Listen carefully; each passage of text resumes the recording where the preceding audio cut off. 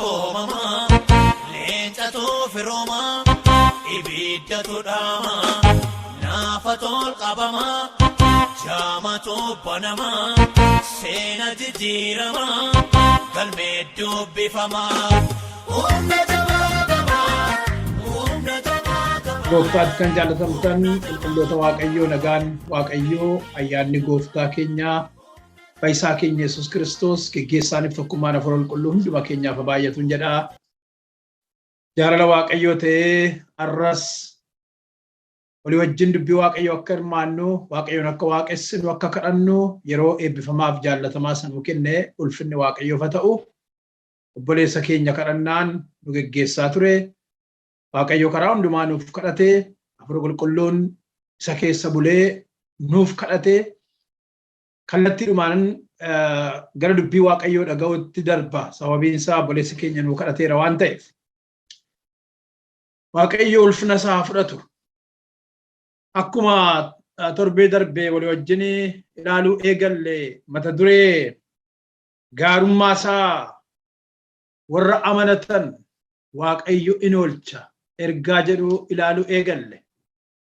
Macaafa Iyyaasuu boqonnaa 6 lakkoofsa 17 irratti Waaqayyo yommuu inni dubartii ejjitu waan gaarii goote oolmaa ijoollee Waaqayyoof oolte amantii mul'ifte jaalala mul'ifte.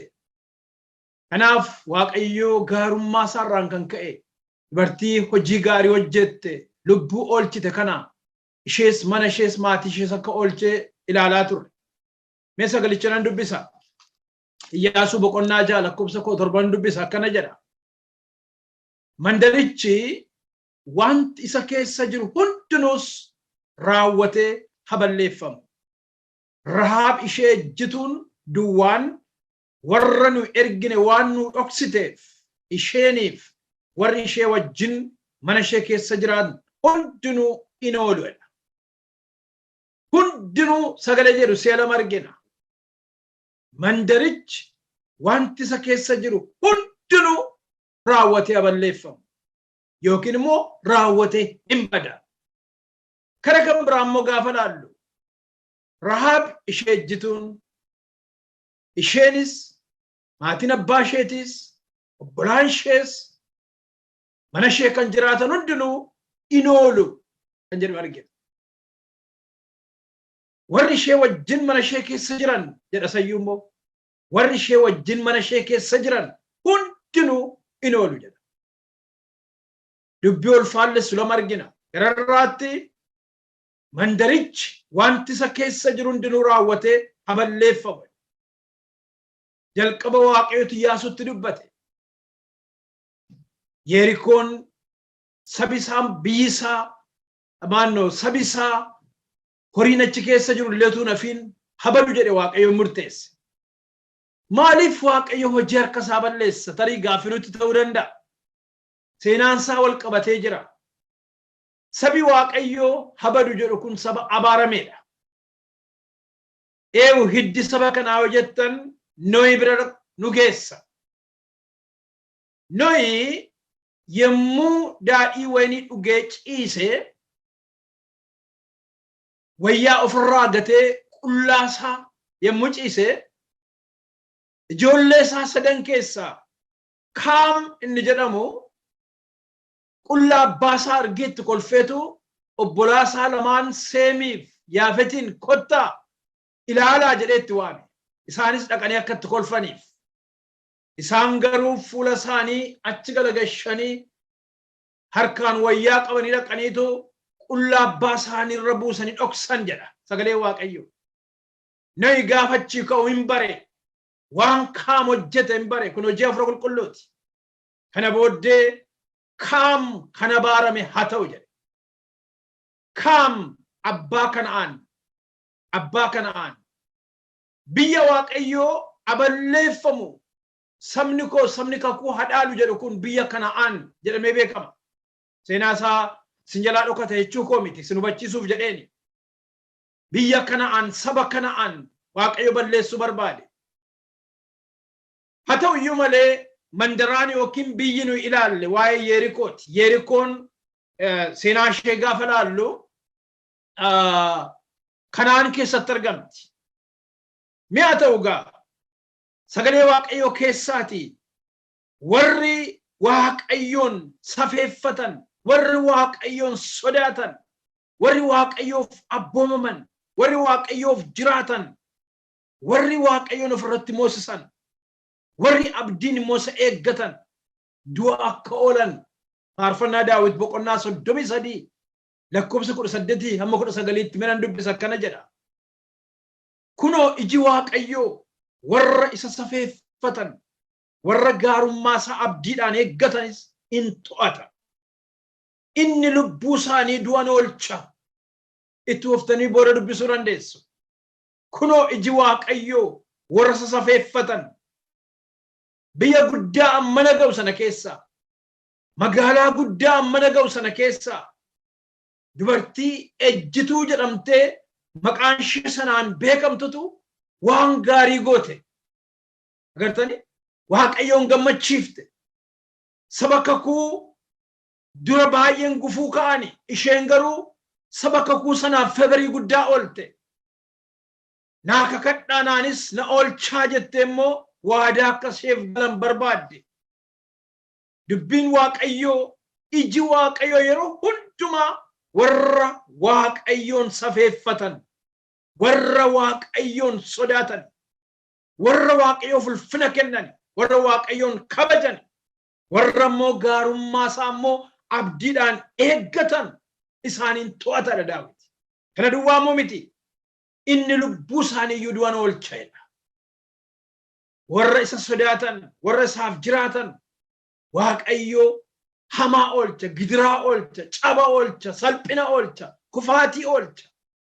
Baroota keessatti waan dhufu rakkoo gurguddaa oolcha Waaqayyo. Waaqayyo oolchaadha saba Waaqayyo. Mi'a ta'u gaa torbee kan gabaabaatti ilaalle Rahaab ejjituun eenyu? Eessa jiraatti? Saba attamii gidduu jiraatti? Attamitti maatii isheef ofii ishee du'a oolchiti kan jedhu ilaalle daqiiqaa yartuu rivaayizii goone dabarra. Rahaab ejjituun magaalaa yookiin mandaraa guddaa Yerikoo keessa jiraatti. Yerikoon magaalota biyya Kana'aan keessatti argaman keessaa ishee tokkodha. Seenaa isaa achumarraa argattu. Mootii ofii isheetii qabdi yookiin mootummaa ofii isheetii qabdi kan ittiin bultu mandaraan Yerikoo kun. Yerikoon galaana Yordaanos beektuu gaa yemmuu Iyyaasuun gaaddota kana lamaan erge hin ceene sabi kun Yordaanos gama jiru. Iyyaasuunis sabni Israa'elis Yordaanos gama jiru. Warra gaaddota kana lamaan duwwaatu Yordaanosiin ce'ee basaasuu akka dhaqaniif erge. Dhoksaatti erge sagalee Waaqayyoo. Kanaaf Yerikoon galaana Yordaanos irraa baay'ee fagoo miti. Kiiloomeetirii 8 duwwaa fagaatteedha. Kiiloomeetira 8 duwwaa fagaatti galaana Yordaanos irraa. Magaalaa baay'ee neechariidhaan namatti toltuudha. Magariisaan kan uwwifamte sababii jiidha gaarii qabduuf, burqaa bishaan ga'aa waan qabduuf jedha. Seenaa ishee ennaan gadi fageessee ilaaluu yaale. Magaalaa magariisaan uwwifamte burqaa bishaan ga'aa waan qabduuf qilleensi ishees waan namatti toluuf biyya jireenyaaf mijattuudha jedhamtee beekamti. Magaalaan Yerikoodha. Yeroo sana jechuudha. Yeroo sana bara sana keessa. Sabni mandaricha keessa jiraatu garuu olumaa gala Waaqayyoon hin beeku. Saba Waaqa tolfamaa waaqessuudha yookiin paagaan soosaayitii warra jedhaman. Paagaan soosaayitii warra jedhaman jarri achi keessa jiraatan olumaa gala Kana'aan guutummaa keessa warra jiraatan kanaan beekamu. Rahaab ejjituun kun ishees ta'e maatiin ishee jiraatoo magaalaa Yerikooti. Manni Rahaab ejjituu biyyicha keetti kan inni ittiin beekamu hoteela bara sana. Hoteela akka hoteelaatti namoota keessumsiisa. Kanaaf namoonni baay'een karaa kana deeman achitti goranii iddoo bultii sin argatu, nyaata sin argatu. Isheen egaa ofuma isheetiifis ejjituudha. Hoteela immoo ijaarratteetu namoota keessumsiifti nagaddi horii argatti biyya sana keessatti beekamtuudha. Egaa warri gaaddonni ergaman kun gara sana utuu isaan dhaqanii argina. Egaa torbee darbee ijoo dubbii dubbanneen gabaabsee si yaadachiisee darba. Iyyaasuun gaaddota lamaan dhaqaatii biyyicha basaasaa afaan yeroo sanaatti immoo gaada caalaatti immoo mandaraa Yerikoo sirriitti gaadaa yookiin ilaalaa dhuftanii gabaasa dhiyeessitu hedheetu dhoksaatti erge namoota kana. Gaaddonni yookiin basaastonni ergamanis yommuu achi ga'an akkuma torbee ilaalle mana dubartii ejjituu Rahaab ejjituu jedhamtu mana ishee buufatanii jedha. Torbee ilaalleerra. Yommuu isaan galgalaan dhufanii mana ishee buufatan namoonni mandaraa sanaa arganiiru. Kanaaf mootii Yerikootti odeeffannoo ho'aa erganii. Mootiin Yerikoos namoonni Israa'el biyyicha basaasuu akka dhufan yommuu dhaga'e Rahaab ejjituutti qaama jara kana to'annoo jala oolchu qaama nageenyaa jechuu dandeenya. Yookiin kan biyya sana eegan to'atan ta'uu danda'u isaaniin itti erge. Isaanis gara mana ishee dhaqaniitu namoota mana kee jiran gadi baasisiin jedha mootiin jedhanitti himan. Namoota mana kee dhufan isaan guutummaa biyyichaa basaasuu waan dhufaniif warra Israa'elii baasi jedhan. Jarri kuni ajjeefamuudhaaf utuu qabamaniiru ta'e balaa guddaadhaaf saaxilamuutu isaan eeggata ture. Haa ta'u malee dubartittiin ogeettiidha, beektuudha, bilchaattuudha. Maqaa isheen itti waamtu ejjituu jedhamtu iyyuu malee beektuu, hubattuu, nama dubbiin galuuf, nama tooftaa uumuu dandeessu, nama istiraatejii mijeessuu dandeessu, nama immediately deebii quubsaa deebisuu dandeessu, nama akkasii ta'uu isheen arginu innaan kutaa kana dubbisu. Kanaaf isheen garuu jedha gaaddota sana dhoksite jedha. Gaaddota sana maal goote? Hin dhoksite. Jaraan immoo maal jette? Sirriidha. Sirriidha. Namoonni lama dhufanii turanii. Garuu yeroo dhimmisetti immoo ba'anii sokkaniiru. Lafa isaan dhaqan hin beeku. Garuu hordofaa duukaa bu'aatii hin qaqqabdu. Hordofaa duukaa bu'aatii hin qaqqabdu jetteetu yaada kana laatteef. Yaadni isheen ogummaan dubbatte kun akka isheen hin shakkamne godhe. Akka namoonni kun mana ishee kee dhokatanii jiru jedhanii akka yaadneef diffeensi godha. Yeroo tokko ogummaan barbaachisaadha. Hubannaan barbaachisaadha. Waa adda baafachuu danda'uun barbaachisaadha. Haa ta'u egaa Rahaab ejjituun gaaddota sana bantii manaatti ol baaftee muka talbaa jara akka isheen dhoksitee torbee wal wajjin ilaalle.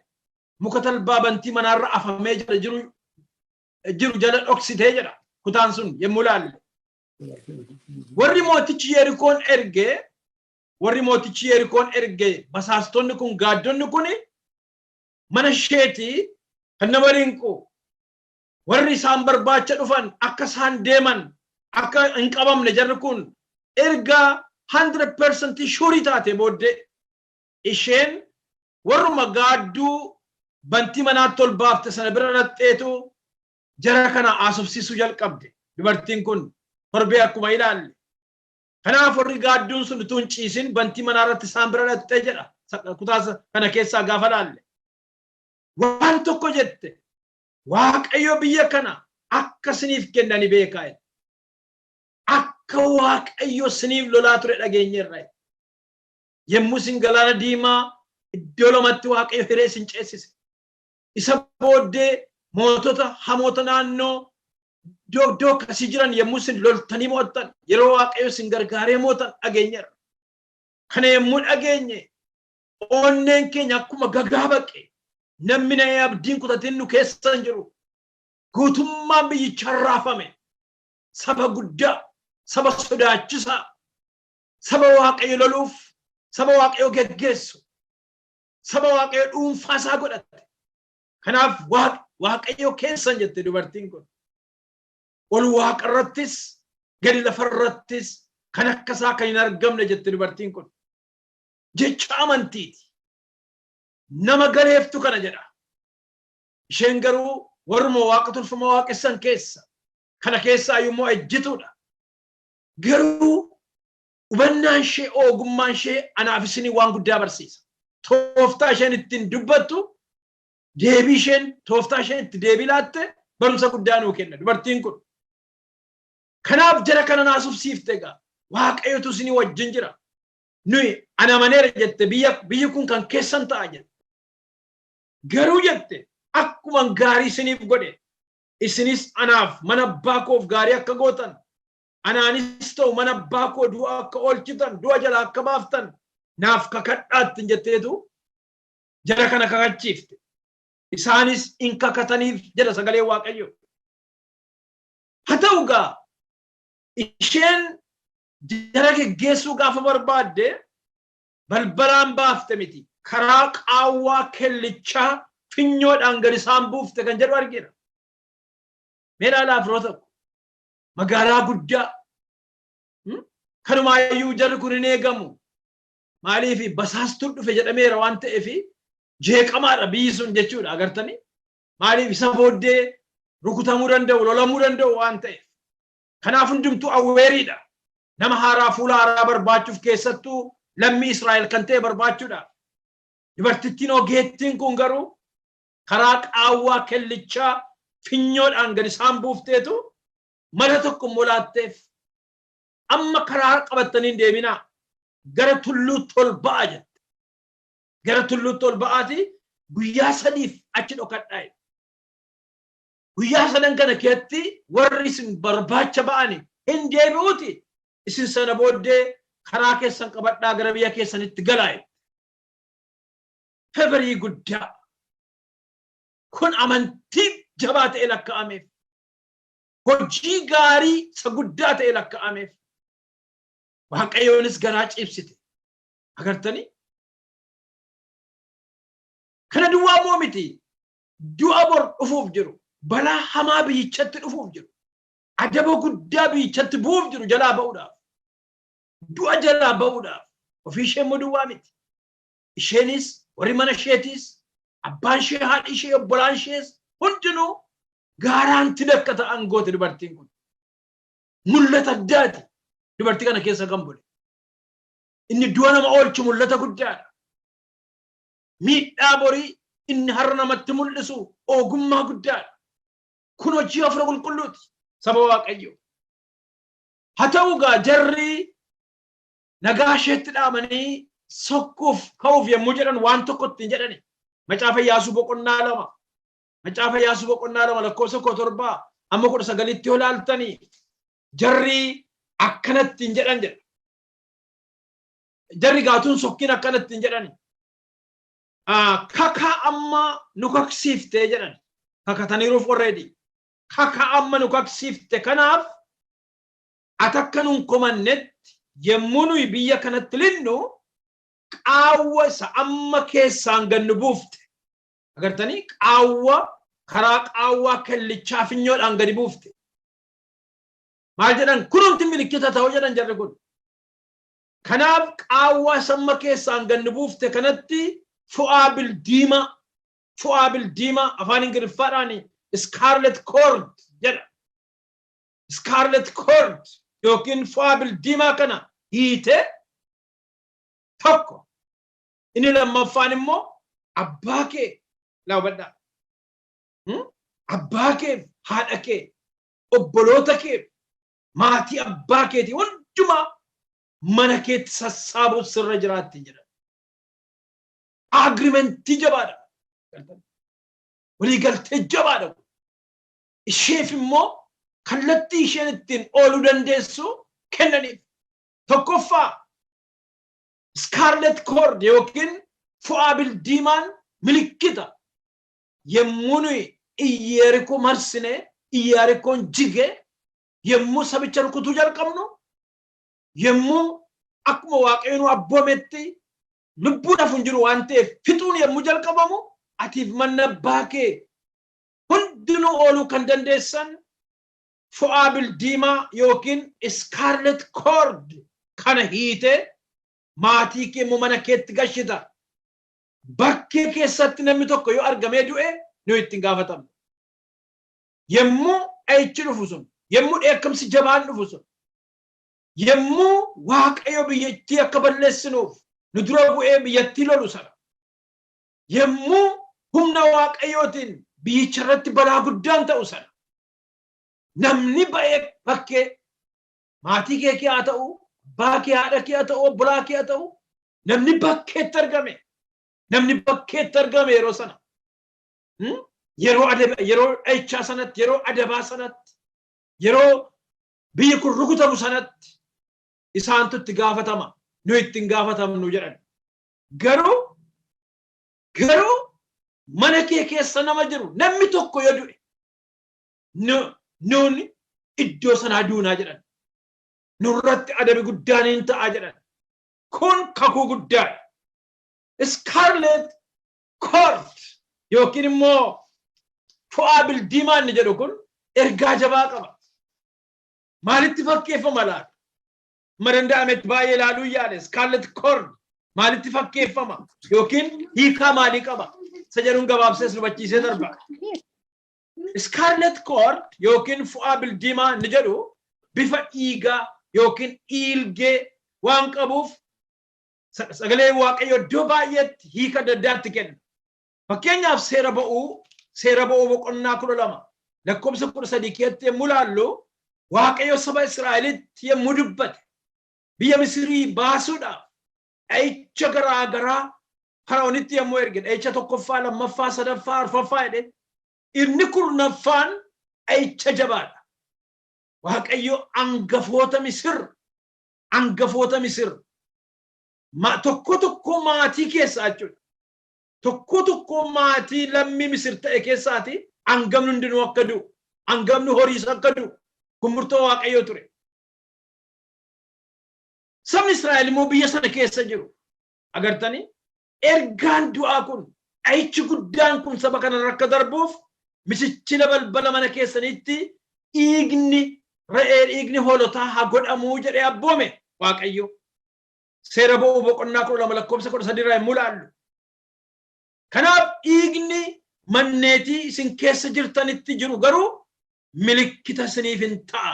Innis dhiigicha yemmuu argu isinirran darbaa jedhe. Gartanii firoota koo dhiigichi mallattoodha. Dhiigichi mallattoodha lubbuu oolchuudhaaf, dhaloota du'a oolchuudhaaf mallattoodha. Kanaaf Waaqayyotu dubbate saba Israa'elitti karaa Museedha. Dhiigni manneetii isin keessa jirtanitti jiru garuu milikkitaaf isiniif haa ta'u jedhe. Milikkita isiniif ta'a.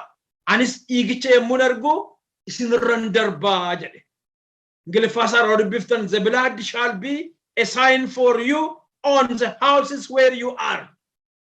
Mana isin keessa jirtanitti dhiigi sun milikkita ta'a jedhe.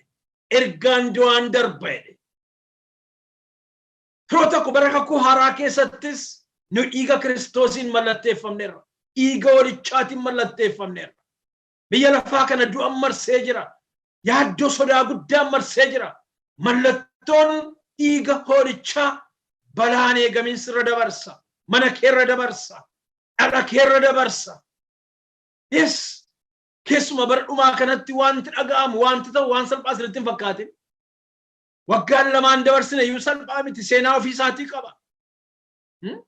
Waggaa lamaan darbe kee lubbuu salphaa dhume isinitti hin fakkaatin COVID-19dha. Atiif manni kee maatiin kee balaa du'aatiif akka hin saaxilamneef dhiigi horichaa mallattoon sun sirra ture, mana keerra ture, ijoollee keerra ture, waldaa keerra ture saba Waaqayyo. Agartanii mallattoo fo'aa bildiimaa inni jedhu mallattoo guddaadha. Kanaaf Iyyaasuu boqonnaa 2:8 keessatti gaa Scarlet Cord yookiin fo'aa bildiimaa kana hidhi maatii kee hundumaa mana keetti sassaabi. Yemmuu du'i dhufu adabi guddaan magaalichatti balaa guddaan bu'u atii fi manni abbaa kee hundinuu mana kee keessatti ooltu. Agartanii arra manni anaaf isinin oolchuu mana Kiristoos. Arra anaaf isiniif da'oo ta'ee, irkoo ta'ee, gaachana ta'ee, golgaa ta'ee, iddootti kooluu gallee lubbuu keenya oolfannu ta'ee, inni nuuf dhaabate hangafni lubbootaa lubichi Malkiiseedeq Iyesuus Kiristoos. Kan ittiin chaappeffamne mallatteeffamne immoo dhiiga hoolichaatiin. Finni Waaqayyoof haa ta'u. Yes. Seera ba'uu keessa naa ilaaltan. Seera ba'uu boqonnaa 24 lakkoofsa 8 irratti Museen al tokko akkana godhe. Museen dhiiga fuudhee namootatti facaasee ilaa dhiiga kakuu isa Waaqayyo akka dubbii kana hundumaatti radeebiin dubbisa. Seera ba'uu boqonnaa 24 irraa argattu. Museen dhiiga fuudhee namootatti facaasee ilaa dhiiga kakuu isa Waaqayyo akka dubbii kana hundumaatti isiniif dhaabeedha kun jedha. Ingiliffaan isaa the blood of the covenant. The blood of the covenant. Dhiiga kakuu jedha. Bara sana saba sana oolchuuf, saba sana fayyisuudhaaf dhiiga kakuu kan Waaqayyo dhaabeedha kun. The same is true bara kakuu haaraa keessattis dhiigni kakuu sun Kiristoosiin ture. Sadhangalee dhiiga Kiristoos fannoo irratti hojii Kiristoos fannoo irratti raawwate. Kanaaf kakuu haaraa keessatti fo'aa bildiimaa yookiin scarlet cord inni jedhu kuni the cord is the symbolic of the redemptive jedha. The symbolic of the redemption jechuu dandeenya. Afaan Ingiliffaa macaafa Ingiliffaa irraa wangeela irraa maal jedha? The symbolic of the redemptive work of Christ. Eessatti fannoo irratti maal gochuuf? To save us. Waan kan biraa miti nu oolchuuf nu fayyisuudhaaf Kiristoos kan raawwate hojii guddaa jechuudha. Isa mul'iseedha. Isa mul'isa. Fo'aan bildiimaan sun scarlet cord. The work of Christ. Akka maalitti ka'a? Symbolic of the redemptive work of Christ. Kiristoos raawwate kana. Protocol. Kanaaf dhiiga kakuu nu ijoollee dhiiga kakuuti. Ijoollee dhiiga kakuuti. Dhiigatu dhangala'e. Dhiiga kanaan bitamne. Dhiiga kanaan nama taane. Dhiiga kanaan birmadummaa arganne. Dhiiga kanaan ijoollee Waaqayyoo jedhamne. Maasii Waaqayyootti dabalamne. Maatii Waaqayyoo taane. Jireenya bara baraa akka dhaalluufis balballi baname. Hallelujah. Kana duwwaa miti. Dhiphina Kiristoos keessatti diinni yommuu itti ka'ise Kiristoositti wangeela Maatiyoos boqonnaa 27 lakkoofsa 28 irraa kan isin ilaaltani. Yommuu wayyaa isaa irraa baasani. Yommuu reebanii garafan sana. Garuu waan tokko godhan isa dura. Isaan wayyaa irraa baasanii uffata bildiimaatti uwwisan jedha. Uffata bildiimaa. Uffata diimataa dhiilgee fakkaatu jechuudha. Bifa dhiigaa kan qabu. Gartani? Maarqos immoo akka gaariitti barreessa jedhu Maarqos 15:17 irraa yoo ilaaltani uffata dhiilgee Yesuusitti uwwisanii gonfoo qoraattii hojjetanii mataa isaarra kaa'anii jedha. Uffata dhiilgee miidhami sun Kiristoos gatitti baasuun sun uffata dhiilgee uffachuun isaa sun gonfoo qoraattii mataa isaarra kaa'uun sun nuuf garuu fayyina keenyaaf karaa ture. Waanjoon cubbuu akka nurraa cabu garbummaa seexanaa jala akka baanu araara akka argannu Waaqayyootti araaramnee ijoollee kakuu haaraa akka jedhamnu gartanii dhiigi Kiristoos dhangala'uutu irra ture. Scarlet cord ni jedhu hiika baay'ee qaba. Gartanii Roomee boqonnaa 5 lakkoofsa 9 irratti Phaawulos warra Roomeef mu barreessu kanaaf amma nuyi dhiiga isaa dhangala'een jedhaga. Dhiiga isaa dhangala'een maal taane? Qajeelota taane. Dhiiga isaa dhangala'een fayyine. Dhiiga isaa dhangala'een nama taane. Seenaan keenya haara'e. Dukkana keessaa ifatti baane. Du'a jalaa jireenyatti baane.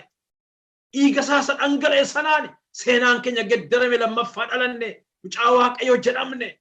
Hallelujah. Efesoon boqonnaa 1:7 irratti immoo akka badhaadhummaa ayyaana isaattis Kiristoos dhiiga isaa nuuf dhangalaasuu isaatiin furamuu dhiifamuu cubbuus qabna jedha.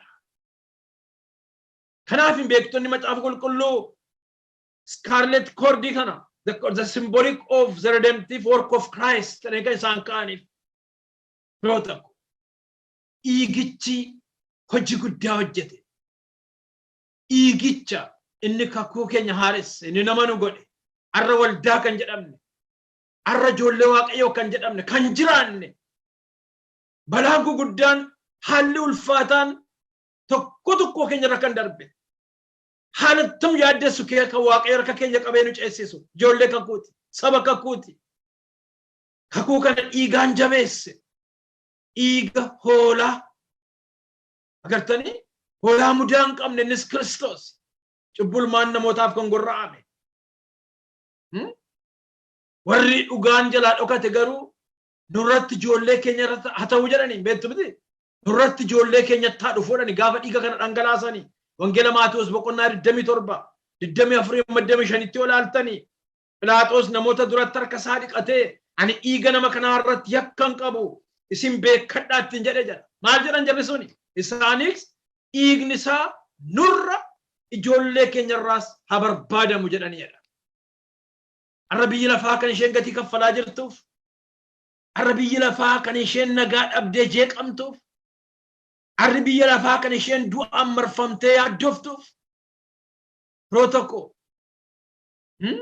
dhiiga qulqulluu dhangalaasaniitu araaramoo isaan barbaachisu utuu gara waaqayyootti deebi'uu isaan barbaachisu utuu Kiristoosin immoo araarfachuun isaan irra jiru gara jabinaan dukkana keessa jiraachuu isaaniiti gara jabinaan itti ufanii cubbuu hojjechuu isaaniiti biroo tokko arrallee immoo harki waaqayyoo bal'atee jira arrallee immoo garaan waaqayyoo dhaloota waamaa jira harki waaqayyoo diriiree dhaloota waamaa jira arrayyuu haa ta'u gaa gara ergaa keenya jiraatti yommuu deebinu jarri gara biyya isaaniitti deebi'anii dhaqanii Iyyaasuutti manigaa Iyyaasuu boqonnaa 2 lakkoofsa 24 Iyyaasuu boqonnaa 2 24 waaqayyo dhugumaan guutummaa biyyichaa harka keenya keessa buuseera warri biyyasii hundinuu sababii nu sodaataniif nu duraa akkuma gagaa baqaniiru jedhanii Iyyaasuutti himan kan jedhu argina. Agartanii warri basaastuun yookiin gaadduun lamaan Yerikootti ergaman sun akkuma dubartiin kun ogummaan geggeessite guyyaa 3 gara gaaraatti ol ba'a gara tulluutti ol ba'a achi dhokadhaa guyyaa 3 booddee karaarra bu'aati gara biyya keessanitti galaatti akkuma isheen abboomte jarri geggeeffamanii biyyatti deebi'an Yordaanosiin ce'anii galan gaafa dhaqanii Iyyaasuutti manii misraachoo gaarii maal jedhanii waaqayyo dhugumaan guutummaa biyyichaa harka keenya keessa buuseera warri biyyasii hundinuu sababii nu sodaataniif nu dura akkuma gagaa baqaniiru akkuma dubartiin sun itti himte Rahaab ejjituun akka gagaa baqaniiru abdiis kutataniiru kana Iyyaasuutti manii haa ta'u waaqayyo Iyyaasuutti dubbate egaa amma yerootu ga'e erga Yordaanosiin ce'anii booddee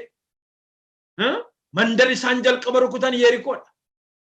Iyyaasuu boqonnaa 6 lakkoofsa 2:17 irraa dubbiftan waaqayyo yemmus jedhaga waaqayyo yemmus Iyyaasuudhaan ilaa ani Yerikoo mootii isaaf loltoota isaa warra jajjaboo wajjin harka kee keessa buuseera mandarichi jedhe waaqayyo mandara abaarame sinitti meera waa'ee kaam qullaa abbaa isaatti kolfee Nohitti abbaan hin abaare agartanii isa abbaan abaare duwwaa immoo miti waaqayyo birattis saba abaaramaa jedhame sabi Kana'aan kun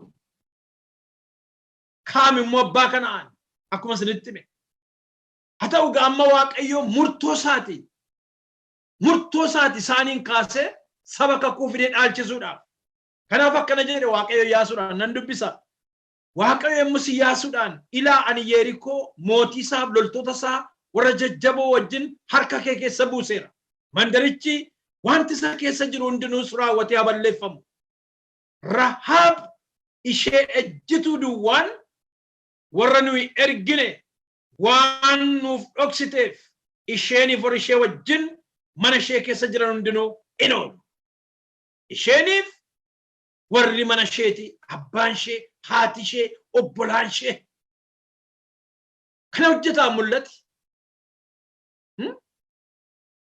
mul'ata du'a oolchuu qabaachuun mul'ata borii qabaachuun arra bira ga'uu hin dandeenyu arra bira ga'uu hin dandeenyu yoo jaalala waaqayyoo ta'e yeroo kan biraa torbeessa ta'u lubaa wajjin haasofnee ijoon dubbii achi jira waan ta'eef Rahaab ejjituun bara keenya fakkeenya guddaa nuu taati maatii ishee du'a oolfatte arra aniifisin arra waldaan kiristiyaanaa lubbuu du'a oolchuuf hammam tattaafatte dubbiin waaqayyoo du'a nama oolcha firoo tokko waaqayyoof abboomuun du'a ooluudha waaqayyoon dhaga'uun du'a ooluudha barri kun bara abaarsi biyya lafaatti dhufe bara du'i biyya lafaa golgee marsee jiru yaaddessaa jiru agartanii kanaaf waa'ee Rahaab ejjituu anaaf isiniif fakkeenya guddaa waaqayyo harka kee keessa buuseeraati dhuguti ittiin jedhe maal ittiin jedhe mandarichi jedhe waaqayyo wanti isa keessa jiru hundinuu laa hubadhaa mandarichi wanti isa keessa jiru hundinuus hawwate haballeeffamu garuu Rahaab ishee ejjituu duwwaan warra nu ergine waan nuuf dhoksiteef isheeniif warri ishee wajjin mana ishee keessa jiran hundinuu in oolu kanarratti Iyyaasuun qajeelfama kenne gaa dhaqanii mandaricha akka marsan Iyyaasuun guyyaa ja'aaf mandarichatti Yerikootti naanna'aa gaafa guyyaa torbaffaa immoo ganama obboroodhaan ka'aati si'a torbatti naanna'aa Yerikoon hin kufaa jedhe mul'atiin dhufe waaqayyo biraa guyyaan waaqayyo hin dhiyaate guyyaa ulfaataan biyyichaaf dukkanni biyyicha irratti namallee miti horiin kan jalaan baane murtoo waaqayyooti waan ta'eef murtoo waaqayyooti Saa'oli mararsiifatee horii coccoomoo hambise waaqayyo balleessitti hin jedhe Amaaleqotas horii isaanis jedhe al tokko tokko sossobbiin foonii kun fedhii foonii kun dogoggora nama uumsisa karaarraa nama kaachisa baraaf immoo nama saaxila sana godhee Saa'ol du'a na oolle qeesaattu abaarsa fide sinittan himaa kanaaf firoo tokko Iyyaasuun hin abboome gaa guyyaa tokkotti naanna'aa guyyaa ja'aaf gaafa guyyaa torbaffaa immoo si'a torbatti naanna'aa torbaffaa irratti immoo sagalee keessa wal fuudhaa iyyaa fiinoon hafuufamu fiingeen agartanii Iyaarikoon karri isaan jijjigaa'e baay'ee Iyaarikoon magaalaa guddaan sun kellaan isaa kellaa dhagaati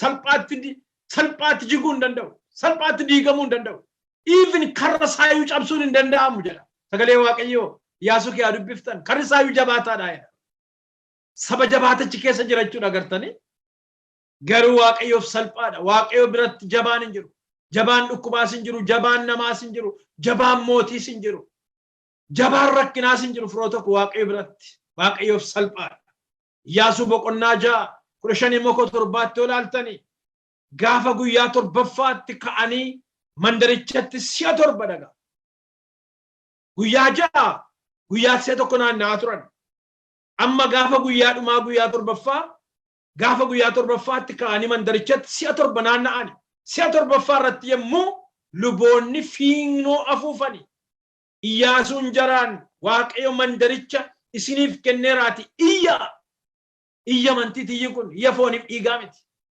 iyya Yaarikoon hin jijjigaa iyya amantiin jige Yaarikoon iyya mul'ata waaqarraa dhufeen jige iyya sagalee waaqayyoon jige Yaarikoon arras firoo tokko iyya foonii duwwaa miti kan hojii hojjetu iyyi sun iyya amantii ta'uu qaba iyya dubbii waaqayyoorra dhaabbate ta'uu qaba iyya mul'ata dhugaarra ta'e dhaabbate ta'uu qaba mandarichi wanti isa keessa jiru hundinuus raawwatee aballeeffamu dhagaa Iyyaasuun garuu Rahaab ishee ejjituu duwwaan warra nu ergine waan nuuf dhoksiteef isheeniif warri ishee wajjin mana ishee keessa jiran hundinuu in oolu akkuma waaqayyo dubbatee turetti Iyyaasuunis qajeelfama kana kenne Iyyaasuu boqonnaa 22:5 olaaltanii Iyyaasuun yemmus jara duraan biyyicha gaadanii deebi'an sana amma magaalaa rukutaa jiru rukutaa jalqabaniiru Iyyaasuun warra gaadduu basaastuu lamaan sana ofitti waameetu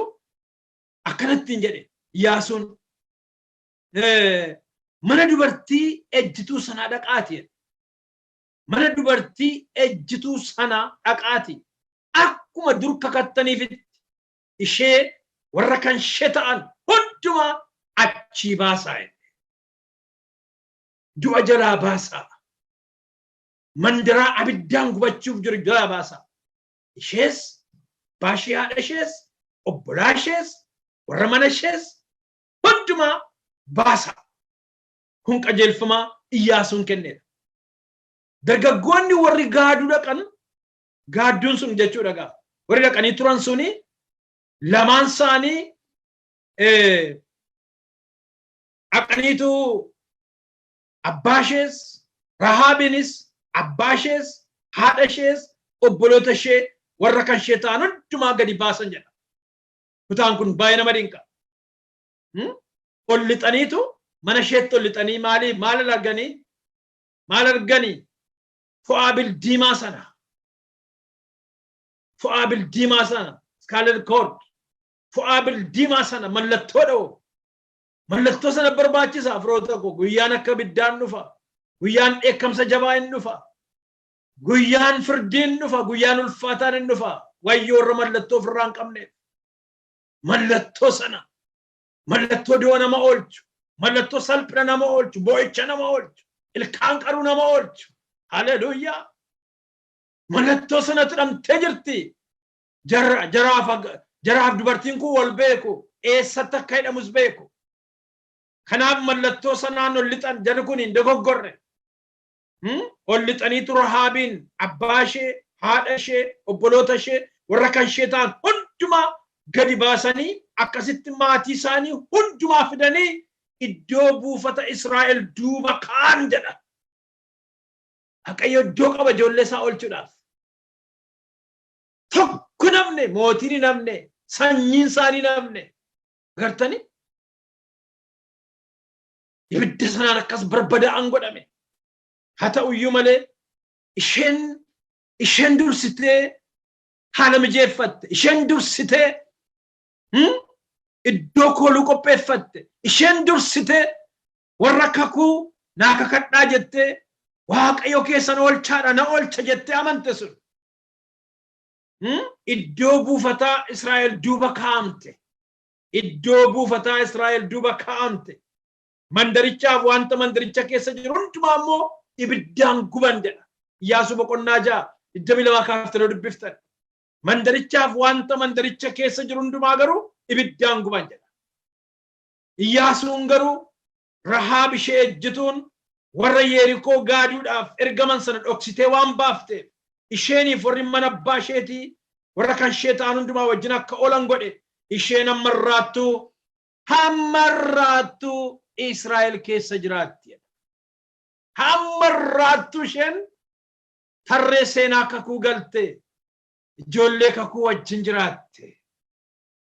Rahaab ejjituun dubartii amantiidhaan ofii ishees maatii ishees oolfatteedha firoota. Yaaqoob boqonnaa 2:25 irratti ergaa Yaaqoob boqonnaa 2:25 irratti hojii gaariidhaan qajeeltuutti lakkaa'amte jedha. Yaaqoob yommuu barreessu. Yaaqoob boqonnaa 2:25 irratti hojii gaariidhaan qajeeltuutti lakkaa'amte jedha. Ibroota boqonnaa 1:31 marattanii ilaaltan Rahaab ejjituun jedha. Ibroota 11:31 Rahaab ejjituun warra gaadduu sana nagaadhaan waan simatteef amantiidhaan oolte malee warra abboomamuu didanii wajjin hin balleeffamne. Maqaan ishee Rahaab ejjituudha. Garuu macaafa kakuu moofaaf kakuu haaraa keessatti seenaan ishee yaadata. Sichiyyuu nu duwwaa miti dhaloonni booddeen dhufu waa ishee lallaba. Rahaab ejjituun amantiidhaan hojii qajeelaa hojjechuu isheetiin saba kakuu qabeenyaa dhuunfaa Waaqayyoo ta'etti dabalamte.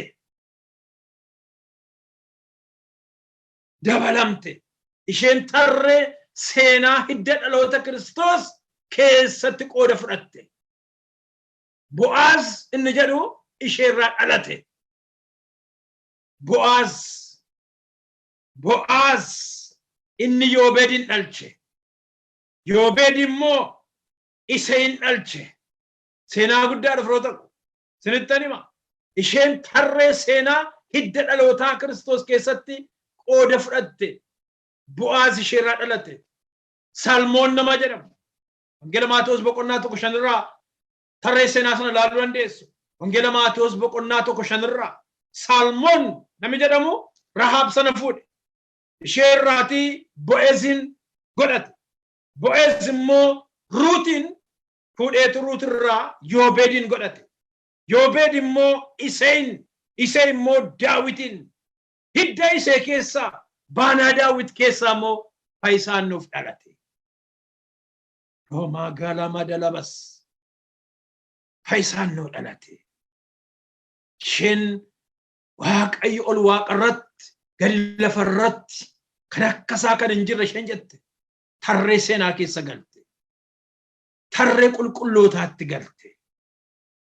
Hidda Isee keessaa latiitu ba'a. Jedhamte Isaayaas. Isaayaas 1:1 ilaaltan. Hidda Isee keessaa latiin hin ba'a. Dameen sun deesaa keessaa ba'ee jan godhata jedhe. Kan namni qubatti qabe. Ejjituu isheen jedhamte. Firoota ko. Garuu yaanni ishee qalbiin ishee Waaqayyoon bare. Guddina Waaqayyoof ulfina laatte. Kabaja laatte. Sodaatamuu Waaqayyoof naate. Arra firoota ko mana Waaqayyoo keessa bara lakkaa'uu keenya duwwaa miti. Waggaa lakkaa'uu keenya yookiin akka koo bara akkasiin tajaajila jennee himaachuu kunnun furu. Inni jabaan barbaachisu haa hubannu guddina Waaqayyoo. Haa hubannu halaannu Waaqayyoof ulfina.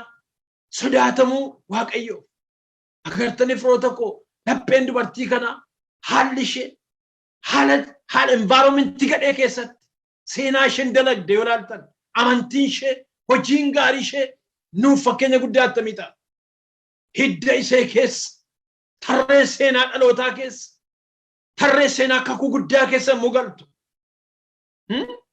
Inni hidda Iseetti dhalate kuni mul'ata Yohaannis boqonnaa 22:16 irratti ani hidda Daawit sanyii isaatis ani bakkalcha bariisa calaqqisaa jedhu dhugaa ba'eera Yesuus. Mul'ata Yohaannis boqonnaa 22:16 Yohaannis akka barreessetti ani hidda Daawit jedhe sanyii isaatis ani bakkalcha bariisa calaqqisaa jedhe. Gartanii firoota ko. Kanaaf hidda Isee keessaa faajjiin sabaaf dhaabatu. Inni saba lafarraa hidhaasaa hundumaa hiike. Inni dhalootaaf bara baraan iddoo boqonnaa ta'e Kiristoos achii argame. Rahaab ejjituun amantii isheetiin ofii ishees maatii ishees du'a oolfatte. Gooftaan keenya Yesuus Kiristoos ulfinaan nan dhufa jedhe. Akkuma isin wajjin barachaa ture waa'ee iskaatoloojii dhufaatii Kiristoos. Maatewos 21:31 irratti akkana jedhe.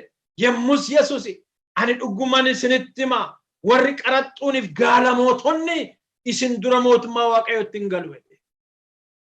Baay'ee sodaachaan lallaba sodaachaan dubbadha kutaa kana. Sinduwaa miti anatti sin dubbata dubbii Waaqayyo. Yemmus Yesuus an dhugumaan isinitti hima warri qaraxxuuniif gaalamootonni isin dura mootummaa Waaqayyootti hin galu. Warra kakachalan sana beektota macaafaa, Fariisota, Saaduqota, hangafoota luboota. Warra Waaqayyoon ulfina dhowwatani, Kiristoosin ulfina dhowwatani, Afura Qulqulluu ulfina dhowwatani. Waaqayyoon ulfina kan dhowwatan hin adabamu firoota. Kanaaf jedhee milmii Waaqayyoo Wangeela Luuqaas 18:8 irratti boqonnaa Wangeela Luuqaas 18:8 irratti ilmi namaa yemmuu dhufu amantii lafarratti argata laataa jedhe. Moo jiree jedhe. Maal nu hubachiisa? Akka Rahaab ejjitu mul'ata borii qabaachuu firoota ko. Du'iin dhufa. Haalli ulfaataan hin dhufa. Wanti dhaloota dhiphisu boossuun dhufa. Isa boriif galaa qopheeffachuu. Mul'ata laga gamaa qabaachuu. Mul'ata karaa dheeraa qabaachuu. Agartanii gaafa gaaddonni sun dhaqanii waatu ta'e miti. Isheen garuu fagoo argiti. Amantiidhaan argite. Kanaaf jedhee gooftaan keenya Yesuus Kiristoos of ilaalaa of qoraa jedhe. Wangeela Maatewos boqonnaa 21:43 irratti 21:43 irratti egaa mootummaan Waaqayyoo isinirraa fudhatamee saba jasaa saba ija isaaf godhatuu fi akka kennamu isinitti hime. Warra olof qabanii gadi qabamu, warri gad deebi'an immoo ol hin qabamu. Baay'een kan duraa kan booddee ta'u, kan booddees kan duraan ta'u. Implicationin mul'ata dubartii kanaadha maali? Barumsa keenya taanu keessatti ilaalla. Yoo Waaqayyo jedhe ergaa guddaa qaba. Mul'ati irra barbaadame mul'ata lubbuu du'a oolchu ta'uu qaba. Mul'ati waldaan kiristaanaa qabaattee kana boodatti hin deemtu mul'ata dhaloota du'a oolchu, saba du'a oolchu, biyya du'a oolchu. Biyya badaa jira, saba badaa jira, addunyaa badaa jira. Waaqayyo garuu mul'ata ittiin dhaloota oolchu fida. Waaqayyo gooftaan isa dhageenya nuuf haa eebbisu. Implication isaa yeroo kan biraa ilaalla. Jireenya keenyaaf ergaa inni qabu. Mul'ata ittiin qabaachuu qabna. Haala dhufu jalaa ba'uudhaaf, eekamsa biyya lafaatti dhufu jalaa ooluudhaaf, balaa biyya lafaatti dhufaa jiru jalaa attamitti baana? Rahaab ejjituun attamitti baate? Attamitti mana ishee oolfatte? Waaqayyo gooftaan isa dhageenya nuuf haa eebbisu. Gooftaan isin haa eebbisu. Hunduma keessan nama sanuu kadhatutti dabarsaa. Waaqayyo isin haa eebbisu.